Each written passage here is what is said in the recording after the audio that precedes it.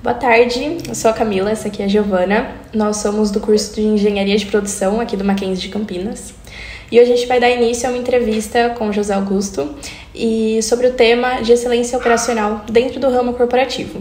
Ele vai ajudar um pouco com a gente sobre a bagagem profissional dele e contando um pouquinho sobre experiências e especificando um pouco mais sobre o tema pra gente. José, você poderia começar se apresentando e contando um pouquinho da sua trajetória pra gente, por favor? Legal. Então, meu nome é José Augusto, né? Eu trabalho em empresa desde sempre, né? Desde que eu comecei a trabalhar, eu trabalho em empresa, né? Comecei em Santo André, na Pirelli Pneus de Santo André, comecei como mecânico. Depois eu fiz colégio técnico, né? E fui para a área de projetos, né? Então, eu trabalhei como desenhista projetista, como projetista durante muitos anos, durante 10 anos eu trabalhei na área de projeto.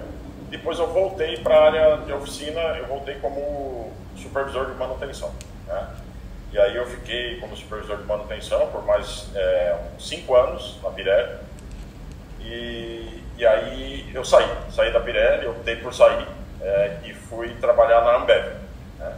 Trabalhei na Ambev também como coordenador de manutenção durante uns 4 anos e pouco, trabalhei na Pirelli. Depois eu recebi um convite para trabalhar na Skin Cariol, e aí na Skin Cariol fui ser o gerente de manutenção da fábrica do Rio de Janeiro.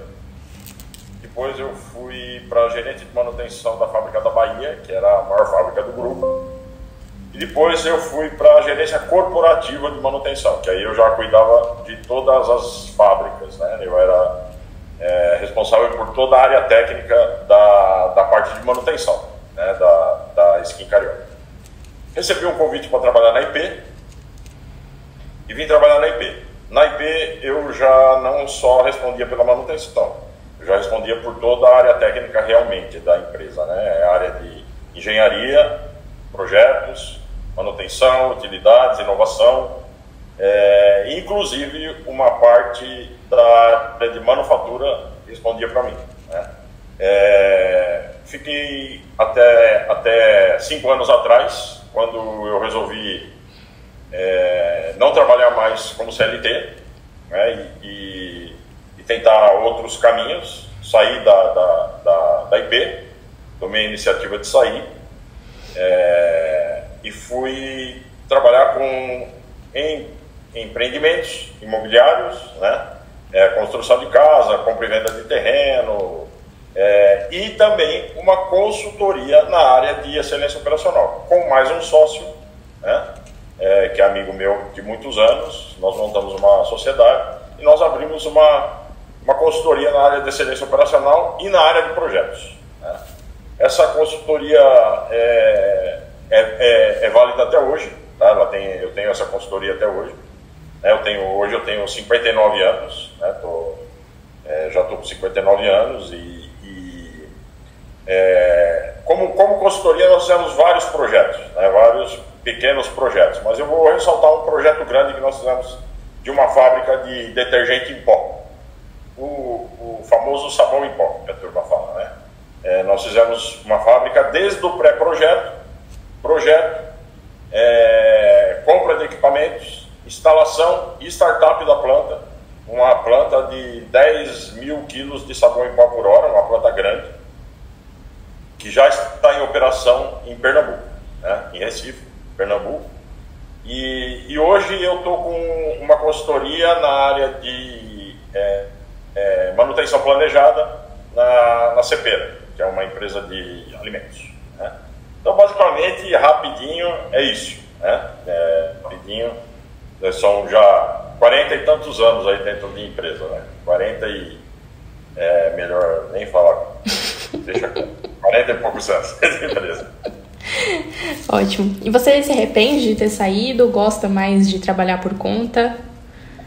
Não, eu não me arrependo de ter saído, né? Eu acho que eu saí no momento certo, né? Eu saí com 55 anos, né? Aí eu já tinha 40 anos realmente de empresa, né?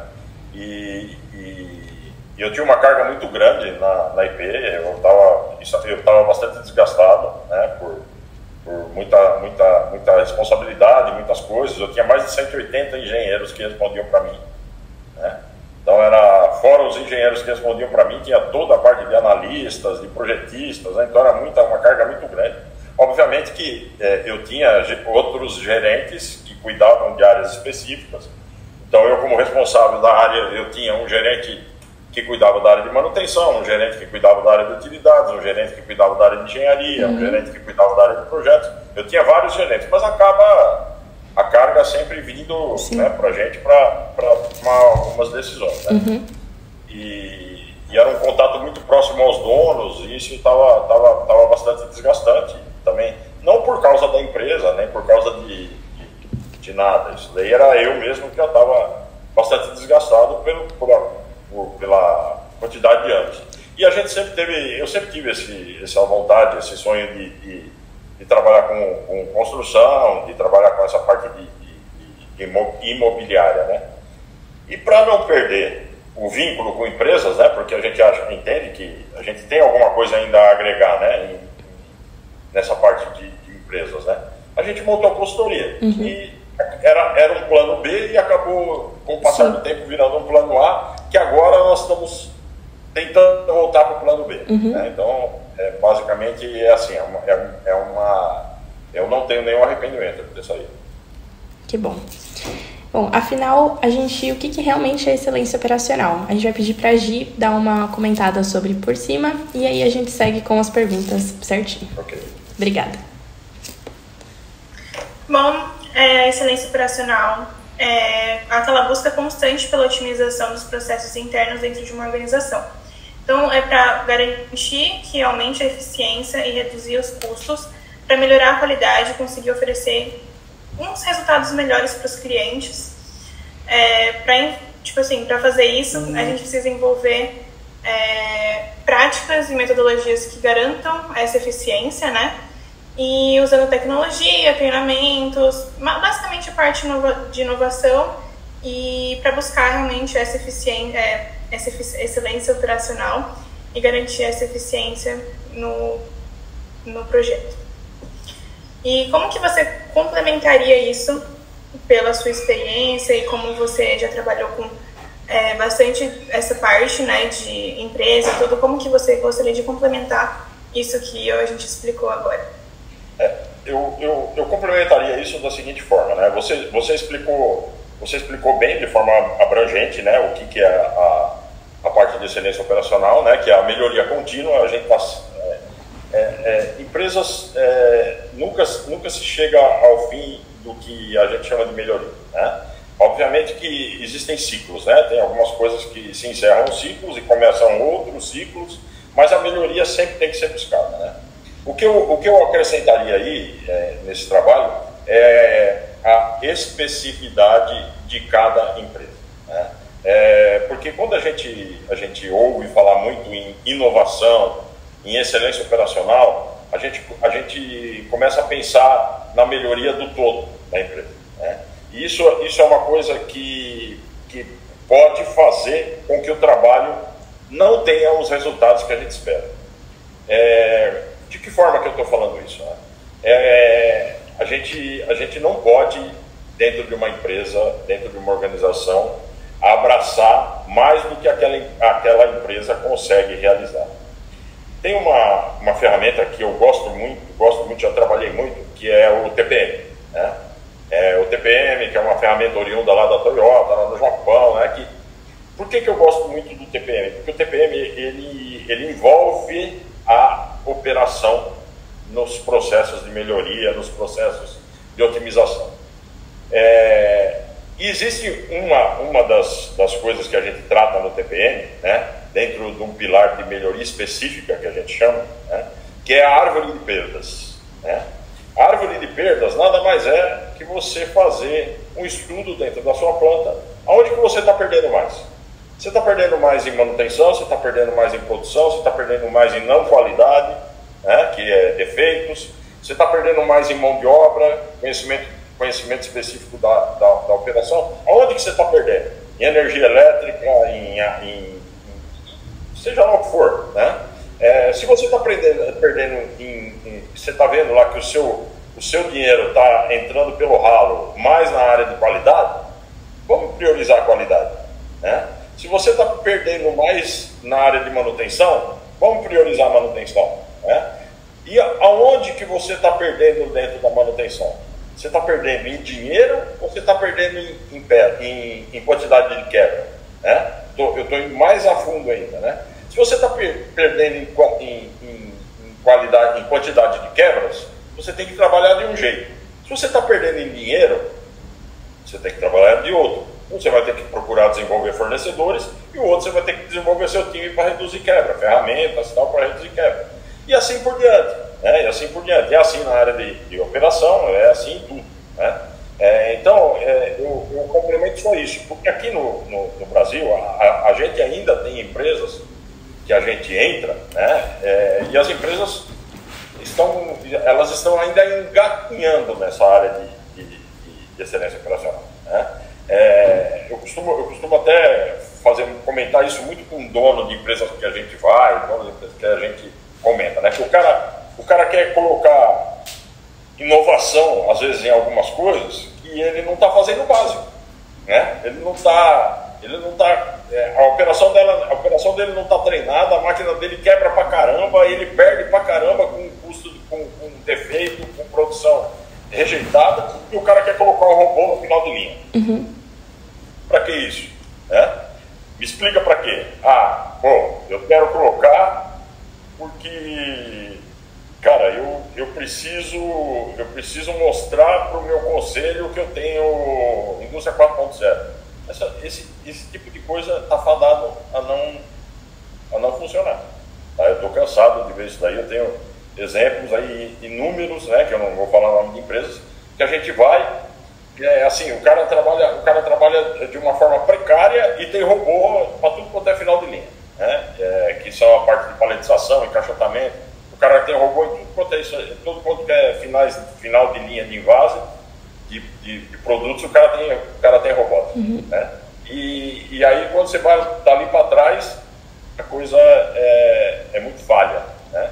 Então é isso que eu queria dizer para vocês, né? Que isso é importante, saber fazer essa seleção quando você entra dentro de uma fábrica, dentro de uma área de excelência operacional e inovação.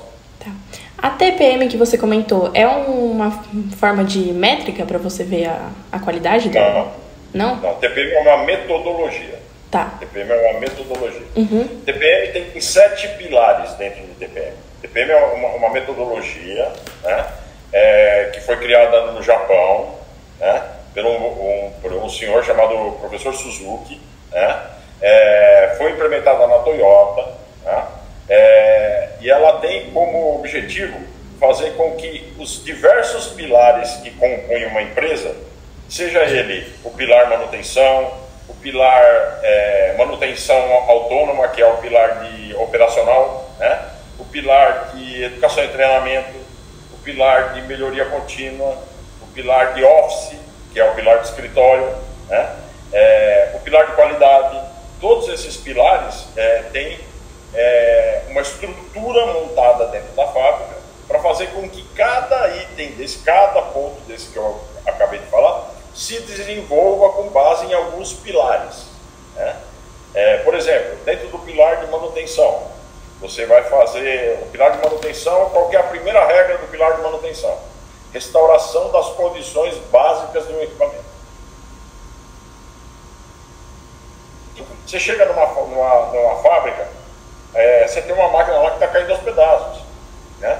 Não adianta você, o que você vai fazer ali? Você vai restaurar as condições básicas, colocar a máquina nas condições mínimas de operação dela, né? Depois você vai entrar com um plano de manutenção, treinamento operacional, e aí você vai indo, né? Você vai indo com todas as ferramentas que compõem o pilar manutenção planejada, para você chegar num ponto de quebra zero, tá? Para que essa máquina não quebre mais. Ela nunca mais vai quebrar? Ela não pode quebrar de forma inesperada, tá? O que é quebrar de forma inesperada? Ela está trabalhando e ela para porque quebrou um redutor. Você tem que fazer, todas as paradas dela devem ser planejadas, né? Então, O TPM é isso. E aí você acaba envolvendo a base, né? Porque um grande problema e um grande defeito também que eu vejo aí, por aí, é querer fazer melhoria contínua, querer fazer excelência operacional, querer fazer inovação dentro do escritório. Tá? O cara faz dentro do escritório, quando ele faz um rollout disso para a fábrica, chega lá no chão de fábrica, os caras não compram. E se os caras não comprarem a ideia, a chance de dar errado é muito grande. É muito grande a chance de dar errado. Então, e o TPM não. O TPM faz com que o lado operacional se desenvolva. É o manutentor, o mecânico, o eletricista que vai treinar o operador. A se ele escutar um ruído, sentir uma temperatura, avisar a manutenção antes de quebrar, treinar os caras a ver perdas, né? O que um operador pode fazer para diminuir uma perda, né? Então, é por isso que eu gosto muito do TPM no chão de fábrica, tá? No chão de fábrica, os resultados de excelência operacional são muito bons com o TPM, tá? Ótimo. Então, é basicamente isso, né? Você garante o básico para quando você começar a fazer as melhorias, você conseguir saber quando pode acontecer alguma coisa, você perceber esses pequenos detalhes para caso quebre uma máquina, por exemplo, no chão de fábrica. Eu vejo assim, né? Se você faz a coisa numa sequência correta, né? E eu não estou dizendo que você não tem que ter... Você tem que ter aí entra um pouco... Aí já a gente vai falar um pouquinho mais de uma questão de experiência, né? Vamos supor assim, a última empresa que eu entrei era uma empresa que ainda estava numa condição não muito boa de gestão, né? Então, às vezes, você tem que adequar algumas coisas que seria, vamos dizer assim, a receita do bolo. Você tem que alterar a receita do bolo para fazer com que o resultado venha um pouco mais rápido, né? Mas você não pode atropelar. É isso que eu quero dizer. Não dá para chegar numa empresa, que é a grande maioria das nossas empresas, não dá para chegar lá e falar assim, pegar uma receita de um programa de 6 sigmas, né? Eu quero entrar aqui num programa de 6 sigma porque eu quero fazer com que a minha máquina seja excelente. Você vai fazer 6 sigma no quê? Né? Porque o 6 sigma seria alguma coisa para você melhorar aquilo que já está ótimo, né? Isso é 6 sigma. Por exemplo, o TPM tem uma coisa que as pessoas confundem muito, né? No pilar de melhoria específico, o pessoal fala assim, eu melhorei essa máquina. Por quê? Não, porque a máquina estava com 50% de eficiência, né? E eu consegui botar ela para 70%. Isso não é melhoria. Isso é restauração de condição básica. Essa máquina foi comprada para quê? Para produzir 1000 caixas por hora, com uma eficiência de contrato de 90%. Então ela tem que entregar 900 caixas por hora. Se ela está entregando menos de 900 caixas por hora, você tem que restaurar as condições básicas dela do projeto para ela entregar 900 caixas por hora. A partir das 900 caixas por hora, você implementa a metodologia de melhoria para fazer com que ela comece a produzir mais do que 900. Aí é melhoria, aí é 6 sigma, aí é melhorar. O resto não é melhorar, o resto é restauração de condição básica. Que é, a condição básica que eu estou falando não é só de máquina. Pode ser de treinamento, pode ser de insumo, que está dentro dessa máquina, que é ruim, pode ser de formulação do produto, que não é bom, pode ser um monte de coisa que vai fazer com que ela volte a ter as condições básicas, para depois você pensar em melhoria. Bom, e quais práticas você acredita que elas são essenciais para que a gente consiga atingir a excelência operacional? E se é que, de fato, a excelência operacional tem um topo, um patamar que a gente consiga realmente atingir? Eu estou dizendo desde o início, né? Eu acho que, assim, topo é difícil dizer um topo, né? Eu não vi topo em lugar nenhum que eu trabalhei até hoje, né? Isso nem em empresas que você trabalhou como CLT, nem as que você foi contratado para entregar consultoria. Não, eu não enxerguei topo até hoje, porque eu vejo muito, e isso é um mal nosso aqui, né? Nosso que eu falo é cultural nosso aqui, né? Existe...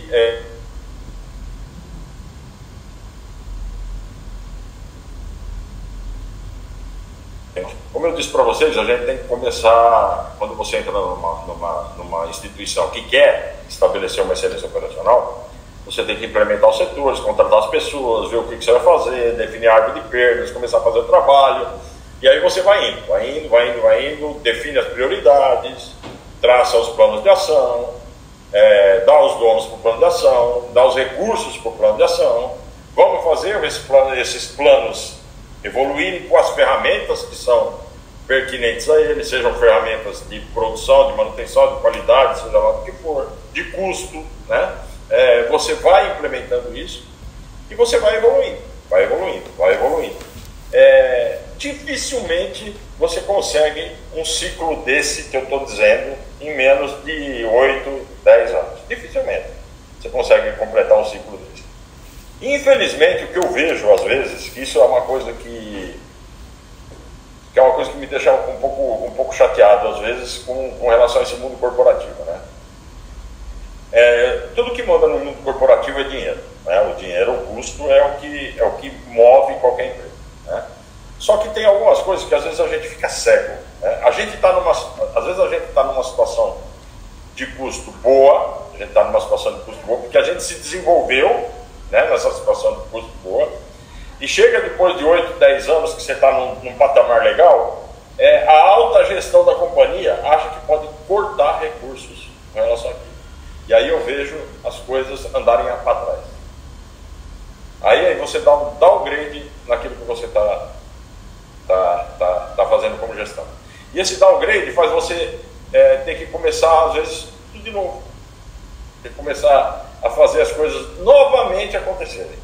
E isso por isso que eu acho que isso não tem fim, sabe? Existe uma tendência muito forte, às vezes você fala assim, pô, eu vou falar especificamente da minha área, eu estou montando um time de manutenção planejada, eu estou treinando os caras, essa fábrica está quebrando pra caramba, está gastando dinheiro em quebra, então vamos montar o time de manutenção planejada, vamos contratar o Zé Augusto para vir aqui me ajudar a traçar o sistema de manutenção planejada, aí eu vou lá, aí eu traço, faço organograma, faço plano de ação, faço o caramba, né? Beleza. Aí, depois de um tempo, a coisa começa a evoluir. Aí o cara começa a ver quebra cair, aí o cara começa a ver o custo melhorar. E custo melhorar não significa que você vai gastar menos, é gastar certo, né? É gastar no lugar certo, né? Às vezes você está gastando em quebra, você deixa de gastar em quebra para gastar em manutenção preventiva. Só que quando você gasta em manutenção preventiva e não gasta em quebra, você aumenta a disponibilidade de máquina sua, porque ela não quebra mais, ela não para. Então você consegue produzir mais. Então você ganha custo. Aí o cara começa a ver isso, o cara começa a falar assim, não, então agora eu não preciso mais. Eu tinha 20 mecânicos, agora eu só preciso ter 15, porque pô, tá bom pra caramba. Eu não preciso mais do Zé, eu não preciso mais do fulano, eu não preciso mais do Joãozinho, eu não preciso mais do Beltrano. Aí anda pra trás. E não é só na manutenção, é em todo lugar, tá?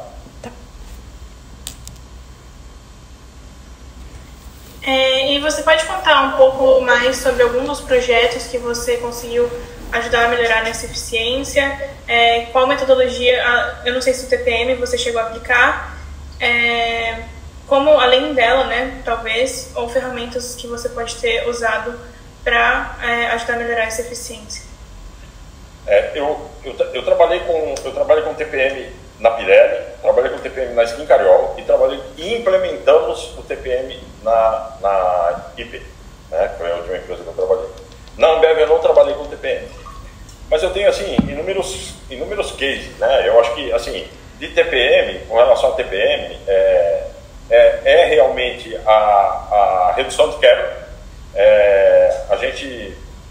Eu cheguei a ter praticamente quebra zero na IP com relação a alguns equipamentos, né? Algumas máquinas que quebravam muito, que tinham máquinas de grande porte, detergente, que era muito frasco por dia, né? Era uma produção altíssima, e a gente implementar todas as ferramentas de manutenção do TPM, desde o início da instalação de condição básica, até lá na frente um estudo de componente, um RCM, um FEMEA, e fazer com que aquilo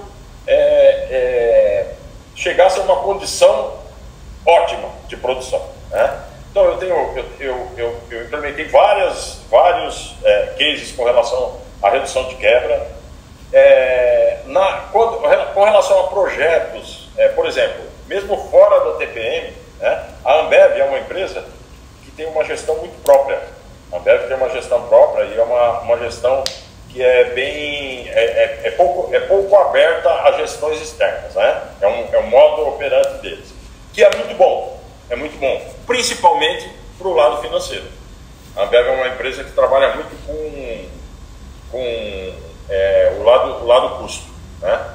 E na Ambev mesmo eu implementei lá um projeto onde eu era responsável por todo o invase, que foi a transferência da linha de Gatorade, tá? A linha de Gatorade era de uma fábrica da Quaker, e a Quaker era a fábrica que produzia o Gatorade, e ele foi adquirido pela Pepsi, que é um grupo cujo a Ambev invasa aqui no Brasil. A Ambev não é dona da Pepsi.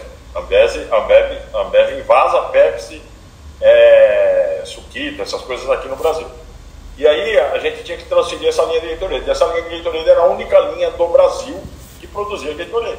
E nós tivemos que fazer estoque, parar a linha, colocar aqui, transferir e fazer com que ela rodasse. E nós conseguimos fazer com que ela produzisse no tempo estipulado. E mais recentemente, essa fábrica de pó, que para nós foi um grande orgulho, um grande desafio, né?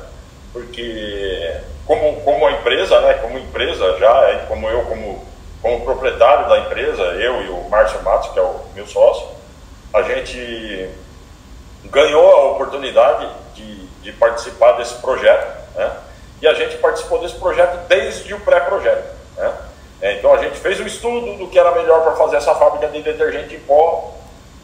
Depois nós fizemos um projeto especificamente, né, para atender todas as especificações que o cliente precisava. Depois nós fizemos toda a compra dos equipamentos, né, fazendo toda a equalização técnica, financeira para fazer a compra desses equipamentos. E depois nós instalamos e startamos essa planta, né, e foi um sucesso. A fábrica está rodando, está produzindo, né. É óbvio que isso é um time, né. O sucesso nunca é só seu, né? Eu sempre falo que para você ter sucesso, a primeira coisa que você tem que saber é selecionar seu time, né? Você tem que saber selecionar seu time para você ter sucesso. E às vezes você não é que são pessoas ruins, mas são pessoas que não estão com o mesmo objetivo seu, né? As pessoas têm que ser boas, né? Têm que ser competentes, têm que ser motivadas, tem que estar motivadas e tem que estar com a mira no mesmo local que o seu, né? Tem que estar com o mesmo objetivo, porque senão não consegue, né? Você não consegue chegar no objetivo se metade do seu time está puxando o contrário, né? Então e exemplos eu podia ficar aqui até amanhã dando exemplos, né? Mas é isso aí. Bom, e puxando o gancho que você deu exemplos de coisas que deram certo, quais foram casos que tiveram erros, algum momento que você tentou implementar uma inovação para garantir com que funcionasse e deu errado? Como você lidou com isso? Quais foram medidas que você teve diferentes para que pudesse consertar isso? Casos que não saíram como planejado mesmo. Na Skin Cariol, eu entrei na época que a Skin Cariol era Skin Cariol mesmo ainda, né? Não era a Heineken agora. Eu trabalhei na fábrica do Rio de Janeiro. E a fábrica do Rio de Janeiro era uma fábrica pequena e o volume de produção da fábrica era muito pequeno, muito baixo, né? E as máquinas ficavam muito tempo paradas, né? E aí, quando eu tentava colocar alguma ferramenta de manutenção, essa ferramenta não tinha por que essa ferramenta existir, né? Não tinha por que eu ter esse tipo de empenho em fazer uma máquina não quebrar, visto que essa máquina mais ficava parada do que rodava.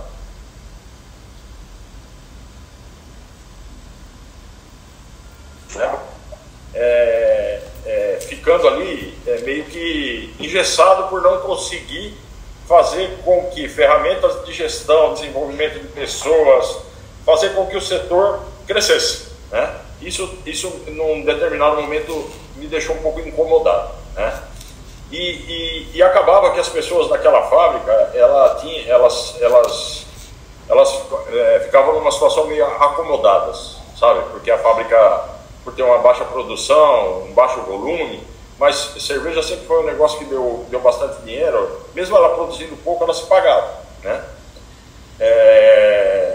O que eu tomei de decisão? Eu tomei de decisão de mudar de unidade. Eu tomei decisão de mudar de unidade e eu saí dessa empresa e fui trabalhar, pedi para ser transferido. Eu tinha um certo respeito lá dentro e eu consegui pedir que eu fosse transferido para a maior fábrica da Skin Cariol do Brasil, que era a fábrica da Bahia, né?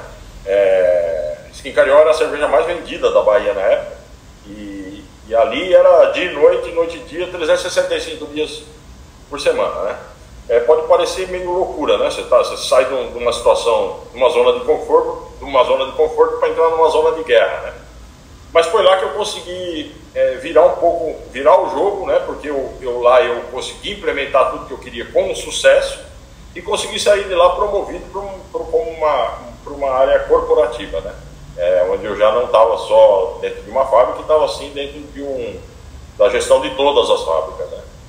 Então, assim, e obviamente que tem coisas também que você tenta fazer, e aí indo para o lado mais micro, né, da coisa, tem projetos que você tenta implementar e que não tem sucesso, não tem aquele sucesso que você espera, né? Você fala assim, pô, e aí vai muito daquilo que eu comecei a falar para vocês, que é a experiência, né? Não adianta você querer, às vezes, colocar uma máquina que tenha uma tecnologia muito avançada num determinado ponto, onde a operação não consegue nem apertar o botão, porque ou ela não tem tempo, ou ela não tem treinamento, né? Ou ela não está motivada para isso, né? Então, essas ocorrências acabam acontecendo. E aí, o que você tem que fazer, né? Você tem que levar isso como aprendizado, né? Obviamente, você tem que levar isso como aprendizado, porque errar, todo mundo que faz né? Só tem um jeito de você não errar, não fazendo, né? Se você não fizer, você não erra. Agora, se você fizer, você vai errar. E você tem que aprender com o erro, né? Seu time tem que aprender com o erro, você tem que aprender com o erro. O mundo corporativo é pouco tolerante com o erro, né? Ele é pouco tolerante com o erro, porque as coisas hoje em dia são muito justas na parte financeira, né? Como são muito justas na parte financeira, a tolerância com o erro ela tende a ser pequena, né? Eu sempre costumo dizer para o pessoal, né? Pode errar, a única coisa que não pode é a borracha acabar primeiro que o lápis, né? Se a borracha acabar primeiro que o lápis, aí tem alguma coisa errada, né? Aí a gente está errando demais, né? Mas é isso. E dentro dessa parte corporativa também, né, que você estava ali no meio, teve alguma resistência, tipo, de pessoas que estavam trabalhando para o senhor e acabaram falando assim, não quero fazer isso, assim, gerou alguma resistência? E como que, se teve, como que você lidou com isso? Sempre tem, Giovana, sempre tem. Eu, até hoje, quando eu entro numa empresa e vou fazer algum trabalho, né, seja ele de excelência operacional ou de manutenção planejada, que é um braço da excelência operacional, eu sempre digo para as pessoas, né, eu acho assim, para a alta direção, eu sempre falo, vocês vão ter perdas. O que a gente tem que fazer? A gente tem que trabalhar para que essas perdas sejam, e perdas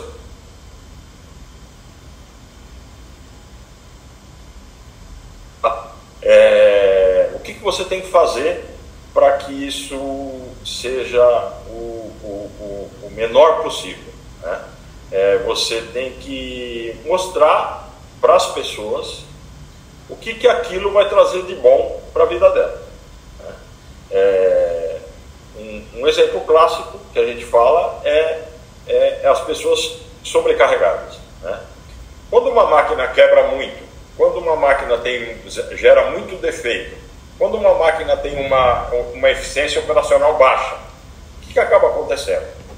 Se eu tenho que produzir 1000 caixas por dia e não produzo, né, essas pessoas acabam tendo que trabalhar sábado, domingo, hora extra, até mais tarde. Você tem que começar a mostrar para essas pessoas que se elas aceitam as ferramentas de melhoria, a vida delas vai se tornar mais fácil, né?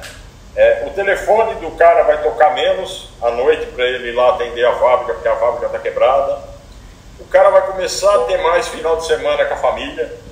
O cara vai começar a saber que ele vai sair todo dia às 18 horas, ele não vai ter que ficar até às 20, 21 para tirar atraso de produção.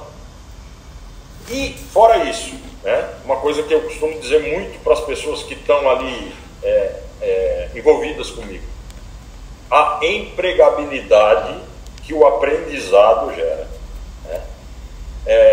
Até essa empresa que eu estou agora, que semana que vem eu estarei lá fazendo consultoria, a diretora fala muito isso, né? Que ela tá fazendo um MBA com a Super, né? Por quê? Porque assim, como eu disse para vocês, a mão de obra aqui no Brasil não é muito preparada, né? Quando você pega um pessoal e começa a explicar para eles, treinar eles, e eles incorporam, né, as ferramentas de gestão, as ferramentas de melhoria contínua, as ferramentas de excelência, eles se tornam profissionais mais atrativos do mercado. E existe uma coisa que acontece, a minha vida inteira eu vi isso acontecer. Se você começa a implementar um programa de excelência, e uma pessoa, num determinado nível desse programa de excelência, ela não aceita aquilo, porque ela não quer para a vida dela, e sei lá porquê, aí é um problema pessoal de cada um, e ela acaba desistindo no meio do caminho, ou a empresa acaba desistindo dela no meio do caminho, pode acontecer as duas coisas.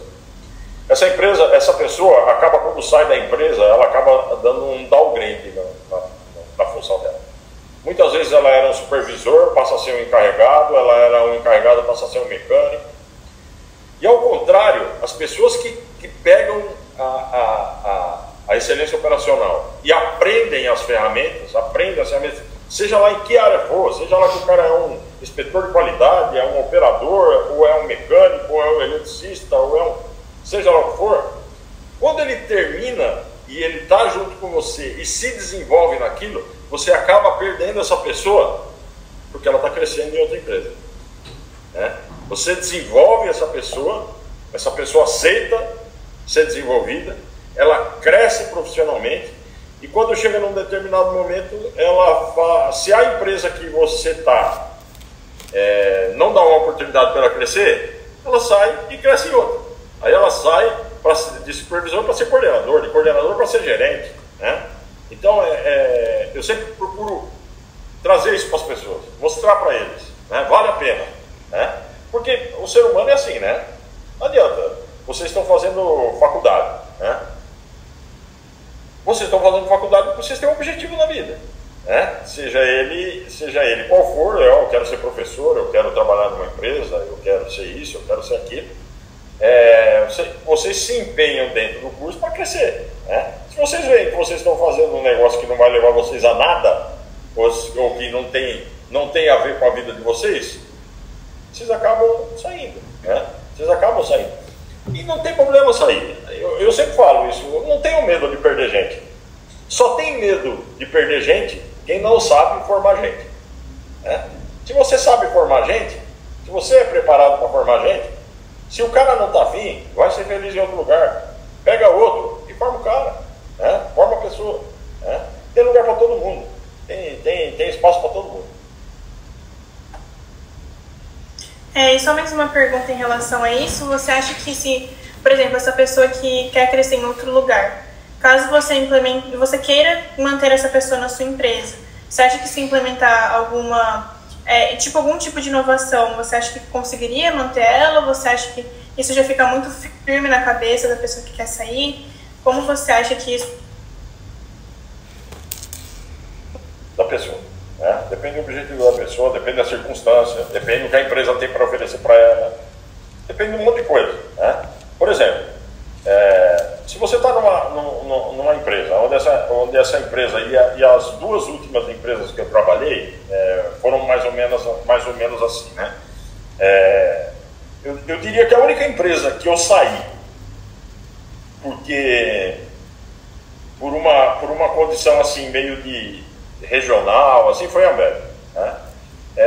O resto das empresas sempre eu enxerguei que estava encerrando o meu ciclo, né? Eu nunca fui demitido, né? Eu nunca fui demitido, sempre fui eu que me demiti, me desliguei da empresa e mudei para outra. Saía na sexta e começava na segunda e outra, sempre foi assim na minha vida. Mas se a pessoa está enxergando que encerrou o ciclo dela ali, você pode fazer o que for, né, que ela vai sair. Eu vou dizer para você, isso aconteceu na última empresa minha, aconteceu assim. Eu saí da Skin Carioca e vim trabalhar na Ambev para ganhar menos. Eu saí para ganhar menos. Só que eu enxergava que na IP eu tinha um caminho para percorrer maior do que a Skin Carioca. Por quê? Porque a Skin Carioca estava numa fase de declínio, de procurar vender a empresa e tal. Bom, agora, isso que você falou, Giovanni, pode sim acontecer.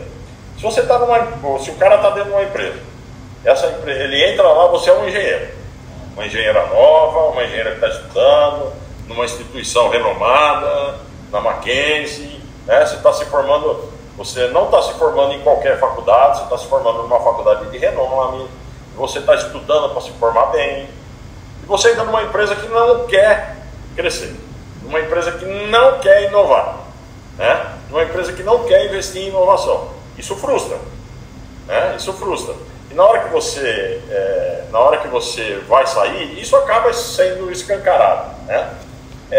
E pode ser sim que o cara fale, pô, cara, tá na hora de eu mudar, de eu virar minha chave. Essa empresa que eu estou fazendo consultoria agora está nessa fase. Ela está começando a tirar da mão operacional as coisas, né? Porque hoje é tudo muito operacional, é o cara que tem que olhar a medidinha que ele vai pôr de cada produto para fazer com que o produto final saia na qualidade que ele espera. Isso dá muita variação, dá muita perda, né? E aí, as pessoas que estão lá dentro começam a falar, pô, cara, mas o meu concorrente, cara, ele tem tudo automatizado, ele tem dosadores que fazem a medição correta, de vazão, célula de carga, está tudo operacionalizado, está tudo dentro do computador, está tendo tudo dentro de um computador, eu só dou o comando no supervisório, a receita é toda feita de forma automática. Então isso acaba que às vezes estimula uma pessoa que está para sair para ficar, né? Isso acaba estimulando, tá bom? Bom, para a gente dar uma finalizada, porque está acabando o nosso tempo, puxando o gancho da inovação, quais tendências e inovações você acredita que elas vão ser implementadas no futuro para atingir a excelência operacional? Que tipos de mecanismos, métricas que vão ser usadas futuramente nesse ramo? Vou ser bem sucinto nisso, né? A mão de obra no mundo, e aí é mundo, né? E aqui nós ainda estamos um pouquinho atrás, mas vai acontecer aqui, já acontece. As pessoas não querem mais carregar caixa, as pessoas não querem mais fazer trabalhos que não agregam valor para ela. Você vai ter problema de mão de obra se você não inovar, não automatizar. Vai ter problema de mão de obra. Se você tem uma linha que opera hoje com 10 operadores, você pode ter certeza que se você não trabalhar com inovações, com melhorias, com adequações para fazer com que essa linha trabalhe com 5 operadores, daqui a um tempo você não vai ter os 10 para trabalhar. Você não vai ter mais os 10 para trabalhar. Porque as pessoas não querem mais trabalhos braçais, né?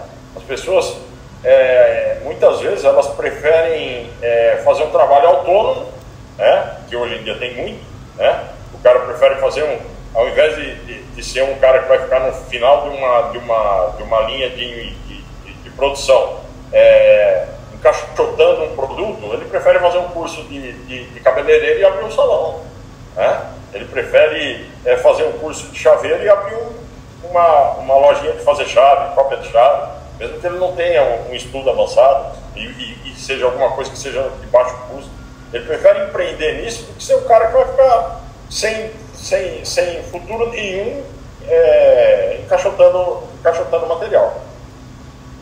E isso vai ser o futuro vai ser isso. E como vocês mesmo disseram que foi o início da nossa conversa, é a questão das perdas, né? Se você tem alguma coisa, se você tem alguma fábrica e você tem que entregar volume, entregar produção, você tem que reduzir custo. E para você reduzir custo, você tem que ter excelência na sua operação. E quando eu falo excelência na sua operação, é o quê? Todo produto ele é feito de vários subprodutos, né? E como eu disse para vocês, quando você está na mão humana, quando você depende da mão humana, você não tem precisão.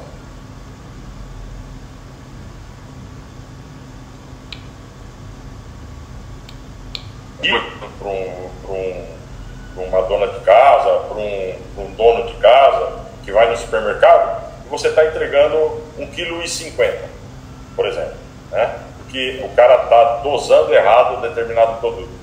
Imagine isso numa larga produção. Quando chegar no final do mês, como que você consegue essa precisão? Com eficiência? Com precisão. Você consegue isso daí com automação. Se você automatiza, você consegue ter medições corretas, você consegue ter entregas corretas. Então, o custo e a falta de mão de obra vai fazer com que as empresas evoluam para a inovação, para a automação, para a parte de uma produção mais precisa. Porque senão, essa empresa vai estar fadada a sair do mercado. Tá? Vai ter problema, não vai conseguir continuar. Então, precisa ter, não tem jeito. Seja lá quem for, tá? Tem que sempre melhorar o seu processo. E senão, vai naufragar. Então, basicamente, nosso futuro é automação dentro de empresas. Automação, excelência operacional, eliminação de perdas, treinamento de mão de obra, capacitação de mão de obra, gente com o mesmo objetivo, né? Pessoas motivadas, pessoas treinadas, processos excelentes, máquinas bem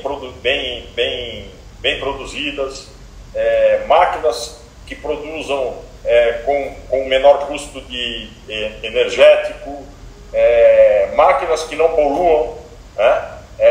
Porque a perda acaba gerando poluente, né? E o meio ambiente também é importante nisso, né? Então, a excelência operacional e a inovação, não pensem só em inovação, em excelência operacional, como robô, como máquina, excelência operacional é tudo, tá? Excelência operacional é o excelente como um todo, né? É o excelente desde o dono da empresa até o operadorzinho lá embaixo, né? Até o operador, até o cara ali que é vital, porque sem esse cara aqui, não adianta o dono estar pensando. E sem o dono estar pensando, não adianta o operador estar pensando, né? Então isso não olhem só inovação como sendo uma coisa de máquina, né? Inovação, eu sempre falo que inovação é alguma coisa que seja disruptiva, né? E ser disruptivo pode ser você ter um time não treinado e passar a ter um time treinado, né? Pode ser, tá? Ótimo. Acho que é isso. Tem mais uma... Só para complementar aqui para os nossos colegas de sala. Tem alguma dica, uma coisa assim sucinta que você dê, ou talvez uma palavra de motivação para alguém que queira começar uma startup ou abrir uma empresa, que você falaria para motivar realmente, para dar como se fosse uma dica? Eu acho que assim, empreender hoje em dia é tudo, né? Empreender que eu falo não é só a parte de ser dono de uma empresa, né? Empreender na sua carreira, né? Empreender na sua carreira pode ser que você tenha uma visão de ser um CLT e virar. Hoje em dia as carreiras têm muitos braços, né? Eu até passei para a Camila um gráfico Y, da carreira em Y, né? Que hoje é muito forte, né? Que é o cara que quer ir para a gestão ou o cara que quer ser um cara técnico, né? E ao mesmo tempo tem a carreira em Y do cara que quer ser um CLT e o cara que quer ser um CNPJ, né? Inovação hoje tem muita coisa, né? Principalmente nessa hoje em dia de informática, né? Então eu acho que assim, motivação para você abrir uma startup ou motivação para você se tornar um excelente profissional de CLT é buscar a essência do que você quer para você como futuro. Eu acho que a motivação tem que estar dentro de você. Eu não posso chegar, Zé Augusto, e falar assim, Camila, abre uma startup para fazer macarrão, miojo lame doce, porque vai vender pra caramba se você fizer miojo lame de brigadeiro, né? Porque só tem miojo lame salgado, né? Eu não posso falar isso para você. Se você não acreditar nisso, não adianta o Zé Augusto falar. Se você falar assim, não, pô, mas eu tenho um sonho de entrar numa mega empresa, eu tenho um sonho de entrar na Petrobras e trabalhar numa plataforma marítima, porque meu sonho é trabalhar numa empresa que tenha 100 mil funcionários, 10 mil funcionários, 50 mil funcionários. Eu tenho sonho de ser uma pessoa uma empresa dessa. Você não vai querer pensar naquele seu mundinho de ter uma startup e de começar a fazer uma coisa pequena, uma empresa pequena que pode se tornar no futuro grande, né? Dependendo do objetivo que você tem. Então eu acho que assim, a maior motivação está em você entender o que você quer para você, né? Nessa área industrial, você entender o que você quer para você. Você tem que saber dentro do seu íntimo. E vocês são novos, né? Vocês têm tempo para isso, né? Dentro de uma instituição, dentro de uma instituição de ensino que nem vocês estão, né? Vocês têm tempo para definir o que vocês querem para vocês, né? E procurar ouvir pessoas que têm experiência naquilo que você quer, né? Por exemplo, eu estou aqui contando para vocês o que eu passei na minha vida, né? Pode ser falar assim, pode ser que vocês duas desliguem aqui e falem assim, eu não quero viver o que esse cara viveu nunca. Pô, pelo amor de Deus. Esse cara trabalhava dia e noite, sábado e domingo, trabalhava pra caramba, né? Eu não quero isso pra mim, né? Eu não quero isso pra mim. E tudo bem você não querer isso pra você, mas o que você quer, né? Você tem que querer alguma coisa, né? Eu quero começar uma empresinha pequena de fazer cosmético na minha casa, né? Eu quero fazer uma parceria e eu vou fazer cosmético para mim, para eu começar a vender esse cosmético. Pode ser o caminho, né? Então essa motivação você tem que encontrar dentro de você. Quando você encontrar dentro de você o seu caminho, procure ouvir pessoas experientes para te ajudar a errar menos. Que errar você vai errar, mas para te ajudar a errar menos, né? Que aí você vai conseguir. É isso que eu tenho para dizer. Então acho que é isso, já está acabando nosso tempo. Muito obrigada, agregou muito no nosso trabalho. Acho que tenho certeza que na nossa aula também vai caber muito sobre o conteúdo que a gente estuda. Muito obrigada, boa tarde. Estou à disposição. Obrigada. Muito obrigada, José. É só me chamar. Pode deixar. Muito obrigada, viu? Se eu puder ajudar, obrigado a vocês. Obrigado para todo mundo aí da faculdade. E fiquem com Deus aí. Amém. Obrigada. Tchau, tchau.